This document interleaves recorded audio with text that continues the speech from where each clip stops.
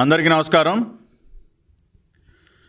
నిన్న ఈ రాష్ట్ర ముఖ్యమంత్రి జగన్ రెడ్డి ఒక సమీక్ష చేశారండి. దేనిపైన సమీక్ష అంటే ఆయనకి అత్యంత ఇష్టమైనటువంటి సబ్జెక్టు, అత్యంత ప్రీతిపాత్రమైనటువంటి అంశంపైన సమీక్ష చేశారు. ఆ సమీక్షలో ఉన్నటువంటి ఐటమ్స్ ఏంటంటే, ఒకటి లిక్కరు, రెండవది శాండు, మూడవది డ్రగ్స్ అంటే గంజాయి కానివ్వండి, ఇతరత్ర మాదక ద్రవ్యాలు. ఈ మూడు కూడా ఆయనకి చాలా ఇష్టమైనటువంటి అంశాలు. ఎందుకంటే జగన్ రెడ్డి ఖజానాకి ఎక్కువగా సొమ్ములు వచ్చేది, కాసులు వచ్చేది ఈ మూడు సబ్జెక్టుల నుంచేనండి. మద్యం, ఇసుక, మాదక ద్రవ్యాలు. కాబట్టి ఆయన చాలా చాలా ఆనందంగా పాపం నిన్న ఉత్సాహంగా సమీక్ష చేశారు. చేసి ఆయనకి కావాల్సినటువంటి లెక్కలు ఏవైతే ఉన్నాయో అన్నీ చూసుకున్నారు. ఆయన వ్యాపారం ఎటువైపు వెళ్తుందో అన్నీ కూడా చక్కగా సమీక్ష చేసుకుని, రాష్ట్ర ప్రజలకు మాత్రం ఎప్పట్లాగానే దొంగ లెక్కలు, మాయమాటలు, అసలు ఏమీ ఎరగనట్టు ఒక అమాయకపు మొహం పెట్టుకుని అసలు చాలా గొప్పగా తమ ప్రభుత్వం మద్యం అమ్మకాలని తగ్గిస్తున్నట్టు, మాదక ద్రవ్యాల కొనుగోలు సరఫరాని నియంత్రిస్తున్నట్టు, ఇసుకని అసలు అత్యంత పారదర్శకంగా ప్రతి ఒక్కరికి చేరవేస్తున్నట్టు చేతిలో ఒక పకోడీ పేపరు, ఈ బులుగు మీడియా ఉంది కదండి, దాని ద్వారా పెద్ద పెద్ద హెడ్లైన్లు, బ్రేకింగ్ న్యూస్లు. ఇంకేముంది, జగన్మోహన్ రెడ్డి గారు మద్యం పైన, మాదక ద్రవ్యాలపైన, ఇసుక పైన సమీక్ష చేశారు. అసలు చాలా గొప్పగా అసలు నియంత్రిస్తూ ఉన్నారు. మద్యపాన నిషేధం దిశగా ఆంధ్రప్రదేశ్ దూసుకుపోతుంది. అబ్బో, అసలు పెద్ద పెద్ద బ్రేకింగ్లు. కానీ వాస్తవాలు మనందరికీ తెలుసు కదండి. మీరు ఏ అంశం తీసుకున్నా, అది మద్యం తీసుకున్నా, మాదక ద్రవ్యాలు తీసుకున్నా, ఇసుక తీసుకున్నా, అసలు వాస్తవ పరిస్థితి ఏంటనేది మనందరికీ తెలుసు. మళ్ళీ వీటిని నియంత్రించడానికంటండి ఒక స్పెషల్ ఎన్ఫోర్స్మెంట్ బ్యూరో, ఒక ఎస్సీబీ అనే ఒక దాన్ని ఏర్పాటు చేశారు. ఇది స్పెషల్ ఎన్ఫోర్స్మెంట్ బ్యూరో కాదు sir, sales encouragement bureau. SCB అంటే స్పెషల్ ఎన్ఫోర్స్మెంట్ బ్యూరో కాదండి, సేల్స్ ఎంకరేజ్మెంట్ బ్యూరో. మద్యం అమ్మకాలని ఏ రకంగా ప్రోత్సహించాలి, ఇంకా మద్యాన్ని ఏరులో ఎలా పారించాలి, మాదక ద్రవ్యాలను ఏ రకంగా మళ్ళీ రాష్ట్రంలో విచ్చలవిడిగా అమ్మకాలు జరిగే విధంగా ఏ రకంగా ఏర్పాట్లు చేయాలి, అక్రమ ఇసుక రవాణాకి ఏ రకంగా సహకరించాలి, ఇదొక సేల్స్ ఎంకరేజ్మెంట్ బ్యూరో అనమాట. స్పెషల్ ఎన్ఫోర్స్మెంట్ బ్యూరో పేరు మర్చిపోండి మీరు. ఈ సేల్స్ ఎంకరేజ్మెంట్ బ్యూరో, ఈ ఎస్సీబీని పక్కన వేసుకుని ఈయన గారు కాకమ్మ కబుర్లు చెప్తాడు మనకి, ఏదో అత్యంత భారీగా తగ్గిపోయినట్టు. సో మనం అంశాల వారీగా వద్దాం. ముందుగా మద్యం అంశమే తీసుకుంటే, ఇది సీఎం డాష్ బోర్డ్, ముఖ్యమంత్రి గారి డాష్ బోర్డు ద్వారా తీసుకున్నటువంటి వివరాలు. దీనిలో గత సంవత్సరం ఈ సమయానికి ఎంత మద్యం అమ్మకాలు ఉన్నాయి, ఇప్పుడు ఈ సంవత్సరం ఈ సమయానికి ఎంత మద్యాన్ని అమ్మారు అన్న వివరాలు చాలా క్లియర్గా ఉంటాయి. 2020 సెప్టెంబర్ 23వ తేదీకి, అంటే ఏప్రిల్ నుంచి సెప్టెంబర్ వరకు తీసుకుంటే ఫైనాన్షియల్ ఇయర్లో ఇండియన్ మేడ్ లిక్కర్ యొక్క సేల్స్ 62,82,773 కేసులండి. పోయిన సంవత్సరం ఎంతండి, ఇండియన్ మేడ్ లిక్కర్ ఐఎంఎల్లో 62,82,273. అదే ఈ సంవత్సరానికి వచ్చేసరికి ఎంత భారీగా పెరిగాయంటే అమ్మకాలు, 1,15,70,289 కేసులకు పెరిగిందండి ఇండియన్ మేడ్ లిక్కర్. పోయిన సంవత్సరం ఎంతండి, 62,82,000 కేసులు అయితే ఈ సంవత్సరం 1,15,70,000 కేసులండి. అంటే దాదాపుగా లెక్కేసుకుంటే ఒక 43 లక్షల కేసుల వ్యాపారం పెరిగిపోయింది మన జగనన్న గారికి ఇండియన్ మేడ్ లిక్కర్లోనే. మరి దీన్ని ఏమంటారు సార్? దీనిని మద్యం అమ్మకాలు తగ్గించడం అంటారా, పెంచడం అంటారా? మాకు తెలియదులేండి లెక్కలు. మీరును మీ ఏవన్నేటులకి తెలుసు ఈ దొంగ లెక్కలన్నీ కూడా. ఇటువంటి లెక్కలు చాలా స్పష్టంగా ఇక్కడ కనపడుతుంటే, మద్యం అమ్మకాలను అసలు మేము విపరీతంగా తగ్గించాం. సిగ్గుండాలి పచ్చి అబద్ధాలు చెప్పడానికి మీ డాష్ బోర్డులో ఫిగర్స్ పెట్టుకుని. అదే బీర్ అమ్మకాలు పోయిన సంవత్సరం 2020 ఇదే సమయానికి 14,97,492 కేసులు అమ్మినట్టు ఉందండి. 14,97,000 పోయిన సంవత్సరం. అదే ఈ సంవత్సరం చూస్తే 36,59,000 కేసులండి బీరు. అంటే దాదాపుగా ఎంత పెరిగిందండి? ఇంకొక 21 లక్షల కేసుల బీరు అమ్మకాలు పెరిగాయి. ఈ రకంగా ఒక 21 లక్షల బీర్ సేల్స్, ఇంకొక 43 లక్షల ఇండియన్ మేడ్ లిక్కర్, అది విస్కీ బ్రాండీ సేల్స్, ఇవన్నీ కూడా పెరిగితే ఏ ముఖం పెట్టుకుని రివ్యూ చేసావా జగన్ రెడ్డి? ఏం రివ్యూ చేసావు నువ్వు? ఇన్ని లక్షల్లో మద్యం అమ్మకాలు కేసులు పెరిగిపోతూ ఉంటే నువ్వు రివ్యూ చేసావా? రివ్యూ చేసి ఏదో మద్యం అమ్మకాలు తగ్గాయని చెప్తావా? ఏ ముఖం పెట్టుకుని చెప్తావా నువ్వు? నిస్సిగ్గుగా ఎన్ని పచ్చబద్దాలు చెప్తావు రాష్ట్ర ప్రజలకి? ప్రజలందరూ వెళ్ళి చూడండి డాష్బోర్డు, ఎక్సైజ్ వాళ్ళ డాష్బోర్డు చూడండి. నేను చెప్పినటువంటి ఫిగర్స్ కరెక్టో కాదో మీకే తెలుస్తుంది. రెండో పక్కన ఈయన గారు మద్యం దుకాణాలంట తెగ తగ్గించేస్తున్నాడంట. ఏం తగ్గించావా నువ్వు? ఇవాళ దాదాపు 3,500 లిక్కర్ షాపులకి యజమానువు. ఇండియాలోనే one of the biggest liquor don నువ్వు. ఇవాళ మొన్న ఇగో పేపర్ కటింగ్స్ వార్తలు, మద్యంపై రివర్స్ గేర్, పర్యాటకం పేరుతో పెద్ద ఎత్తున మద్యం షాపులు, టూరిజం పేరుతో నువ్వు లిక్కర్ షాపులు తెరవట్లేదు అదనంగా? కాదు అని చెప్పు. నీ టూరిజం మినిస్టర్ని చెప్పమను. అరగంట కోసం తహతహలాడుతూ ఉంటాడు మీ మంత్రి, మీ విశాఖపట్నం అరగంట మంత్రి. వాడిని చెప్పమను మీడియా ముందుకు వచ్చి. టూరిజం పేరుతో అదనంగా లిక్కర్ షాపులు ఓపెన్ చేశారో లేదో సమాధానం చెప్పమను. అదేవిధంగా ప్రైవేటు చేతికి మద్యం మాల్స్, ఒక పక్కన వ్యాపారాలు లేక ఉన్న షాపింగ్ మాల్లన్నీ మూసేస్తూ ఉంటే నువ్వు మాత్రం లిక్కర్ మాల్స్ పెడతా ఉన్నావు. నీ ప్రభుత్వం దెబ్బకున్న వ్యాపారాలని కుదేలైపోతూ ఉండి షాపింగ్ మాల్స్ అన్ని ఖాళీ అయిపోతుంటే లిక్కర్ మాల్స్, ప్రైవేటు చేతికి మద్యం మాల్స్. ఇది మద్యపాన నిషేధం, దశలవారీ మద్యపాన నిషేధం. ఈజీగా తాగండి. మళ్ళీ క్యాన్ బీర్లు, 90 ml బుడ్డీలు, ఇంకా ఎక్కువ తాగించడం కోసం చిన్న రకరకాల సైజులు. నువ్వు అమ్మేటటువంటి బూమ్ బీర్లు, ప్రెసిడెంట్ మెడల్ విస్కీలో నీ చీప్ లిక్కర్ అంతా కూడా ఇప్పుడు 90 ml బాటిల్స్లో కూడా అమ్మకాలు ప్రారంభించి నువ్వు మద్యం అమ్మకాల తగ్గుదల గురించి మాట్లాడతావా? నీకు అసలు ఏం అర్హత ఉంది నీకు మాట్లాడటానికి? ఇది చాలదన్నట్టు మొన్న ఈ మధ్య ఏం చేసావు నువ్వు? మద్యమే మార్గం, 25,000 కోట్ల రూపాయలు అప్పు తెచ్చేందుకు మద్యం ఆదాయాన్ని తాకట్టు పెట్టావా లేదా నువ్వు? దాని గురించి ఎందుకు మాట్లాడలా? దశలవారీ మద్యపాన నిషేధం అని చెప్తున్నావే, నువ్వు ఏపీ స్టేట్ డెవలప్మెంట్ కార్పొరేషన్ పేరుతో ఎక్సైజ్ ఆదాయాన్ని అంతా దేనికి తాకట్టు పెట్టావు? దీనిని దశలవారీ మద్యపాన నిషేధం అంటారా? సమాధానం చెప్పు రాష్ట్ర ప్రజలకి. ఏ మొక్కం పెట్టుకుని నిన్న రివ్యూ చేశావు లిక్కర్ పైన? ఒక పక్కన లక్షల కేసులు నీ డాష్బోర్డ్ చూస్తేనే తెలుస్తోంది. దాదాపుగా అమ్మకాలు ఆదాయం పరంగా చూస్తేనే 49% పెరుగుదల, లక్షల కేసులు సేల్స్ పోయిన సంవత్సరానికి ఈ సంవత్సరానికి పెరిగితే నువ్వు వచ్చి కాకమ్మ కబుర్లు చెప్తావు మీడియా ముందుకు వచ్చి. ఇక్కడ అతి ముఖ్యమైన పాయింట్ ఇంకొకటి ఉంది, రాష్ట్ర ప్రజలందరూ కూడా ఇది సావధానంగా మీరు వినండి. ఇవాళ ఆంధ్రప్రదేశ్లో ఉన్నటువంటి ఏ ఒక్క వైన్ షాపులో కూడా, ప్రభుత్వం వారి ఆధ్వర్యంలో నడుస్తున్నటువంటి ఏ ఒక్క వైన్ షాప్లో కూడా క్యాష్ తప్పితే వేరే రూపంలో పేమెంట్లు తీసుకోవట్లేదు. దేనికి? వాట్ మిస్టర్ 420 CM సమాధానం చెప్పు. నీ మద్యం దుకాణాలలో నగదు తప్పితే మిగతా రూపాలలో పేమెంట్ ఎందుకు తీసుకోవట్లేదు?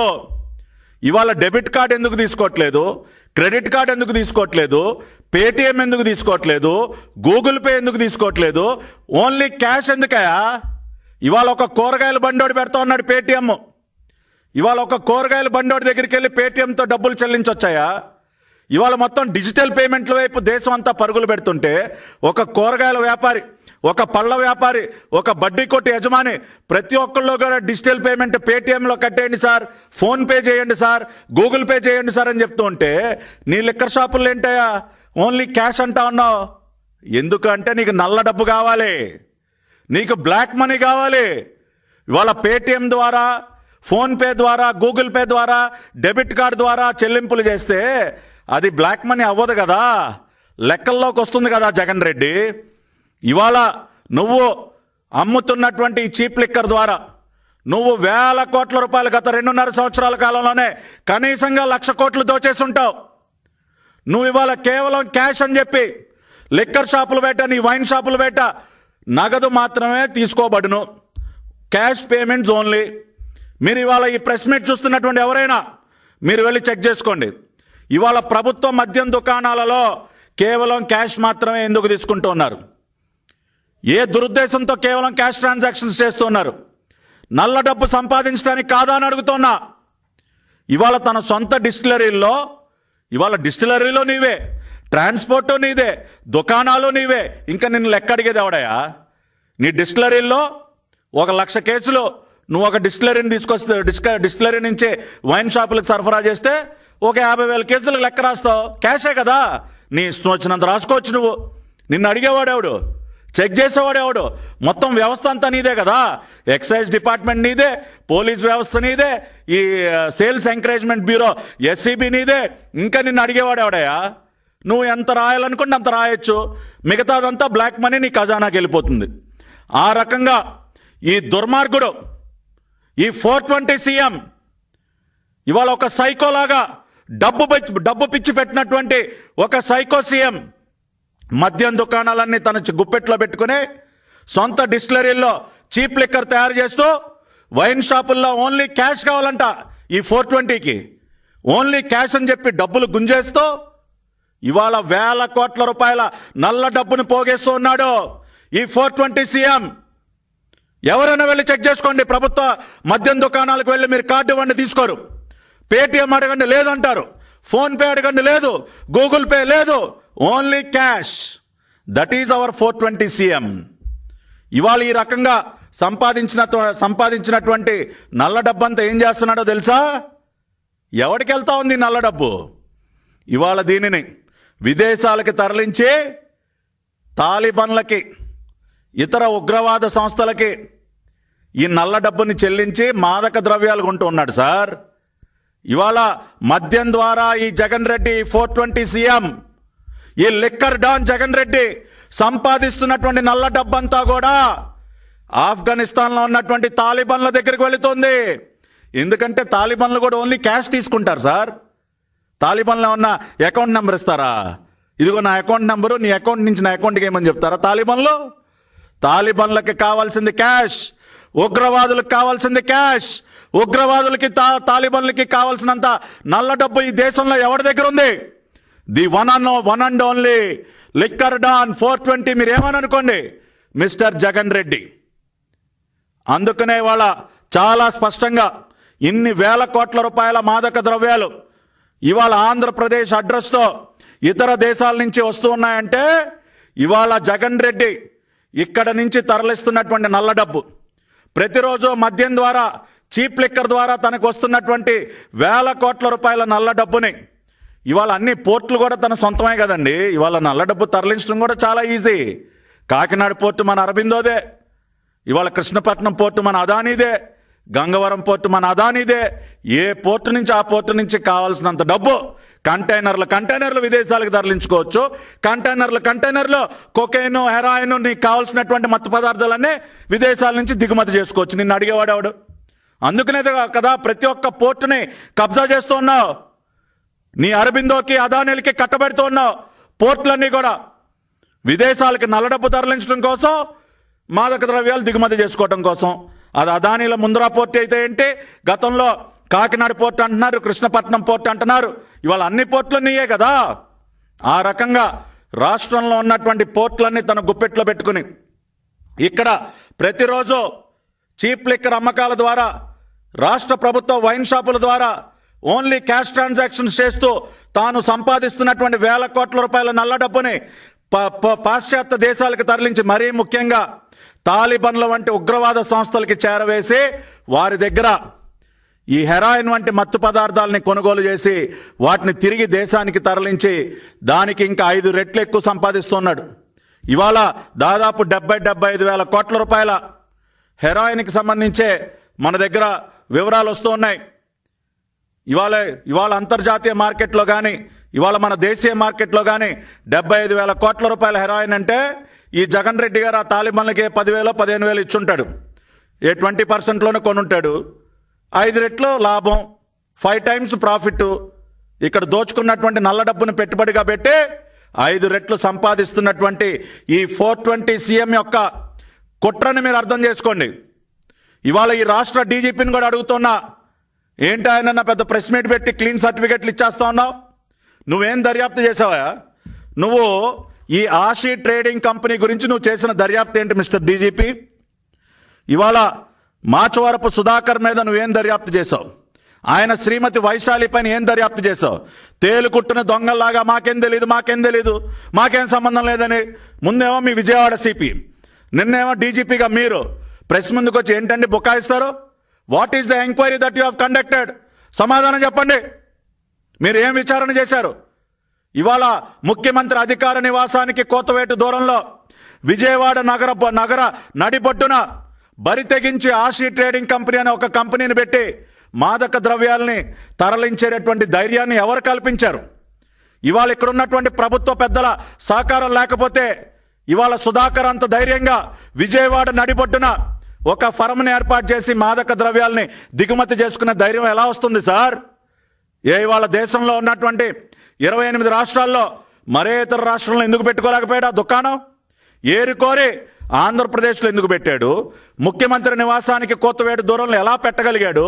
ఇవాళ జగన్ రెడ్డి సహకారం లేకుండా, వైసీపీ ప్రభుత్వ పెద్దల సహకారం లేకుండా విజయవాడ నడిబొడ్డులో సత్యనారాయణపురంలో ఆ కంపెనీని ఎలా పెట్టాడో ఏమి దర్యాప్తు చేశారు మీరు?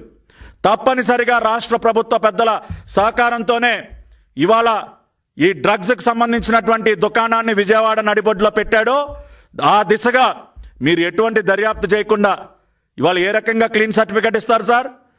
ఏమి సమాధానం చెప్తారు ఇవాళ రాష్ట్ర ప్రజలకి? ఇవాళ ఇదంతా కూడా పెద్ద కుట్రలో భాగంగానే పూర్తిగా జగన్ రెడ్డి కనుసన్నల్లోనే ఇవాళ ఇక్కడ తనకి ప్రతిరోజు కూడా మద్యం అమ్మకాల ద్వారా, చీప్ లిక్కర్ అమ్మకాల ద్వారా, వైన్ షాపుల్లో తాను చేస్తున్నటువంటి ఓన్లీ క్యాష్ ట్రాన్సాక్షన్స్ ద్వారా తాను సంపాదిస్తున్నటువంటి వేల కోట్ల రూపాయల నల్లధనాన్ని విదేశాలకు తరలించడానికి ఈ బ్లాక్ మనీ, ఈ మనీ లాండరింగ్ హవాలా ఎక్స్పర్ట్స్ కూడా ఉన్నారు కదండి. మన బాలినేని లాంటి హవాలా ఎక్స్పర్ట్లు ఉన్నారు కదా. ఎక్కడి నుంచి ఎక్కడికైనా తరలించేస్తారు కంటైనర్ల నల్ల డబ్బుని. ఇటువంటి హవాలా ఎక్స్పర్ట్స్ని పెట్టుకుని ఇక్కడ ఉన్నటువంటి బ్లాక్ మనీని అది ఆఫ్ఘనిస్తాన్లో ఉన్నటువంటి తాలిబాన్లకి, మిగతా ఉగ్రవాద సంస్థలకి, డ్రగ్ పెడ్లర్స్కి, ఈ మత్తు పదార్థాలు ఉత్పత్తి చేసేటటువంటి వారికి తరలించి వారి దగ్గర నుంచి మత్తు పదార్థాలు కొనుగోలు చేసి తిరిగి మన దేశానికి తరలించి ఇక్కడ ఉన్నటువంటి యువత జీవితాలతో ఆడుకుంటూ వేల కోట్ల రూపాయల దిగమింగుతున్నాడు ఈ 420 సీఎం. ఇవాళ నేను ఒకటే ఛాలెంజ్ చేస్తా ఉన్నా ఈ రాష్ట్ర ముఖ్యమంత్రిని. నిజంగా నీలో నిజాయితీ ఉంటే రేపటి నుంచే వైన్ షాపుల్లో క్యాష్తో పాటు నేను డెబిట్ కార్డు తీసుకుంటా, పేటిఎం తీసుకుంటా, ఫోన్పే తీసుకుంటా అని బోర్డులు పెట్టవా నువ్వు? ఎందుకు ఓన్లీ నువ్వు క్యాష్ మాత్రమే తీసుకుంటా ఉన్నావు? పెట్టు రేపటి నుంచి బోర్డులు నీ వైన్ షాపులు బయట. ఇవాళ గవర్నమెంట్ వైన్ షాపుల్లో క్యాష్తో పాటు నేను అన్ని రకాలైనటువంటి డిజిటల్ పేమెంట్స్ మేము యాక్సెప్ట్ చేస్తామని చెప్పవా నువ్వు? చెప్పమని మీ ఎక్సైజ్ మినిస్టర్ని. నువ్వు చెప్పలేవు. ఎందుకంటే ఆ రకంగా డిజిటల్ చెల్లింపులు చేస్తే నీకు నల్ల డబ్బు రాదు, నీ బ్లాక్ మనీ ఆగిపోతుంది. అందుకనే కదా నువ్వు ఓన్లీ క్యాష్ అంటా ఉన్నావు. నీ నల్ల డబ్బు ఆగిపోతే తాలిబాన్లకు నువ్వు చెల్లింపులు చేయలేవు. ఎందుకంటే వాళ్ళు కూడా కావాల్సింది క్యాషే, వాళ్ళు కూడా వైట్ మనీ తీసుకోరు సార్. టెర్రరిస్టులకు కావాల్సిన బ్లాక్ మనీ, వాళ్ళకి కావాల్సినటువంటి బ్లాక్ మనీ దేశంలో నీ ఒక్కడి దగ్గరే ఉంది. అందుకనే ఈజీగా ఈ డ్రగ్స్ అన్ని కూడా కొనుగోలు చేసి రాష్ట్రానికి, దేశానికి తరలిస్తూ ఉన్నావు. ఈ కుట్రని రాష్ట్ర ప్రజలందరూ కూడా దయచేసి అర్థం చేసుకోండి. ఇవాళ ఈ రాష్ట్ర డీజీపీని కూడా నేను డిమాండ్ చేస్తున్నా, నువ్వు ఆషి ట్రేడింగ్ కంపెనీకి సంబంధించి, సుధాకర్కి సంబంధించి, ఆయన శ్రీమతి వైశాలికి సంబంధించి నువ్వేం దర్యాప్తు చేశావు? ఎవరి ప్రోద్బలంతో, ఎవరి ప్రోత్సాహంతో ఇక్కడ వాళ్ళ ఆ ఫర్మ్ని ఏర్పాటు చేయగలిగారు? వాళ్ళకి సహకరించినటువంటి వ్యక్తులు ఎవరు? గతంలో కాకినాడ పోర్టు ద్వారా, కృష్ణపట్నం పోర్టు ద్వారా కూడా మాదక ద్రవ్యాలు రాష్ట్రానికి, దేశానికి దిగుమతి అయ్యాయని సమాచారం వస్తుంది. ఆ దిశగా మీరేం దర్యాప్తు చేశారు? ఇవాళ పోర్టులన్నీ ఒకదాని తర్వాత ఒకటి జగన్ రెడ్డి చేతిలోకి ఎందుకు వెళుతున్నాయి? వీటికి ఏటికన్నా మీరు సమాధానం చెప్పగలరా? కాబట్టి ఇవాళ ప్రజల పక్షాన మేము ఈ ప్రశ్నల్ని ఇవాళ మీ ముందు ఉంచుతూ ఉన్నాం. ఈ రాష్ట్ర ముఖ్యమంత్రి సమాధానం చెప్తాడో, తాడేపల్లి ప్యాలెస్ పెదపాలేరు సజ్జల రామకృష్ణారెడ్డి సమాధానం చెప్తాడో చెప్పమానండి. రేపటి నుంచి అన్ని వైన్ షాపుల్లో క్యాష్తో పాటు మేము అన్ని రకాలైనటువంటి పేమెంట్స్ తీసుకుంటామని బోర్డులు పెట్టమనండి, పెట్టి మాట్లాడమనండి ముందు. అంతేగాని ఏమీ తెలియని నంగనాచులాగా ఇక్కడ వేల కోట్ల రూపాయల నల్ల డబ్బు దిగమింగుతో లక్షల కేసులు మద్యం అమ్మకాలు పెరుగుతున్నటువంటి తరుణంలో ఏమీ ఎరగనట్టు ఏదో సమీక్ష చేశాడంట, మద్యపాన నిషేధాన్ని అమలు చేస్తాడంట, మద్యం అమ్మకాలు తగ్గిపోయాయంట, నీ ఎక్సైజ్ ఆదాయాన్ని చూస్తేనే తెలుస్తుంది. ప్రతి సంవత్సరం సిఏజీ రిపోర్టులో 2018-19లో నీ ఎక్సైజ్ ఆదాయం ఎంత, ఇవాళంతా నీ ఎక్సైజ్ ఆదాయం. టూరిజం పేరుతో మద్యం షాపులు తెరుస్తావు, లిక్కర్ మాల్స్ అంటావు, 90 ml బుడ్డీలు అంటావు. నీ మన్ను నీ మసానం ప్రతి ఒక్క దానికి కూడా ఏదో ఒక రూపంలో ఇంకా ఇంకా పెంచుకుంటూ ఇవి చాలదన్నట్టు నాటుసారా ఇతర రాష్ట్రాల నుంచి స్మగ్లింగ్లు చేయటాలు. అడ్డు అదుపు ఎక్కడుంది? నీ స్పెషల్ ఎన్ఫోర్స్మెంట్ బ్యూరో కాస్త సేల్స్ ఎంకరేజ్మెంట్ బ్యూరోగా మారిపోయింది కదా. కాబట్టి ఇన్ని రకాలుగా మద్యాన్ని ఏరులై పారిస్తున్నటువంటి తరుణంలో మద్యం ద్వారా వచ్చినటువంటి నల్ల డబ్బుతో ఇవాళ ఆంధ్రప్రదేశ్ను ఒక డ్రగ్ ఆంధ్రప్రదేశ్గా, ఇవాళ మాదక ద్రవ్యాలకి చిరునామాగా మార్చాడు ఈ దిక్కుమాలిన ముఖ్యమంత్రి. విజయవాడ నడిబొడ్డులో దుకాణాన్ని తెరిచి టన్నుల హెరాయిన్ని రాష్ట్రానికి దేశానికి తరలిస్తూ ఇవాళ ఈ పనికిమాలిన డీజీపీ తోలుబొమ్మ ఆడినట్టు ఆడేటటువంటి ఈ తోలుబొమ్మను ముందు పెట్టుకుని డీజీపీతో స్టేట్మెంట్లు ఇప్పిస్తాడు. ఇవాళ నీ కుట్రంతా కూడా చాలా స్పష్టంగా ఇవాళ రాష్ట్ర ప్రజల ముందు ఉంచాను. నువ్వు ఏ రకంగా వైన్ షాపుల్లో క్యాష్ ట్రాన్సాక్షన్స్ చేసి నల్ల డబ్బు సంపాదిస్తున్నావో, ఏ రకంగా తాలిబాన్లకి చెల్లింపులు చేస్తున్నావో, ఏ రకంగా ఇక్కడ పోర్టులన్నీ కూడా హస్తగతం చేసుకుని మాదక ద్రవ్యాలను దిగుమతి చేసుకుంటూ ఉన్నావో, దాని ద్వారా వేల కోట్ల రూపాయలు ఎట్లా సంపాదిస్తున్నావో ఇవన్నీ కూడా చాలా స్పష్టంగా రాష్ట్ర ప్రజల ముందు ఉంచడం జరిగింది. నీకు దమ్ము ధైర్యం ఉంటే నేను అడిగినటువంటి ప్రశ్నలకి, నేను లేవనెత్తినటువంటి అంశాలపైన ప్రజలకు సమాధానం చెప్పు. అప్పుడు నీ సమీక్షల గురించి, నీ దశల వారీ మద్యపాన నిషేధం గురించి మాట్లాడవా జగన్ రెడ్డి. అప్పటి వరకు ఈ రకంగా ప్రజల్ని చేతిలో ఒక బులుగు మీడియా ఉంది కదా అని చెప్పి మోసం చేసే ప్రయత్నాలు చేయబాకని చెప్పి హితవు పలుకుతూ సెలవు తీసుకుంటూ ఉన్నాను. నమస్కారం.